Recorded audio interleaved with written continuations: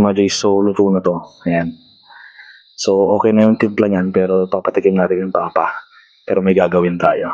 Tara, kukuha lang tayo ng sabaw. Okay, so lalagyan natin ng asin. Ayan, so hala lang natin. Para hindi halata. So, i-dissolve lang natin ito bahagya.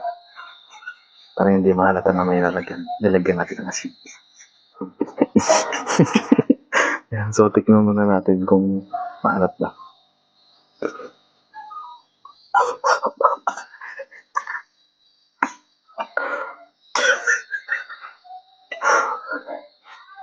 Ayan. So, papatikim na natin. So, papatikim na natin kay Papa. Ayan. Natapon pa. Papatikim natin kay Papa. Ayan. So, tikman mo lang ng konti lang. Konting sip lang. Shit. Shut up, God! Shut up, God na. Ang malamatan. Kamusta ang lasa? Ay, napakatamis pa yun. Mama naman. Patikim natin kay Mama. Maya. Asan? Alasam ka na. Nilagyan natin ng asin mga Jays, pero maasim daw. Ayan, so, success tayo.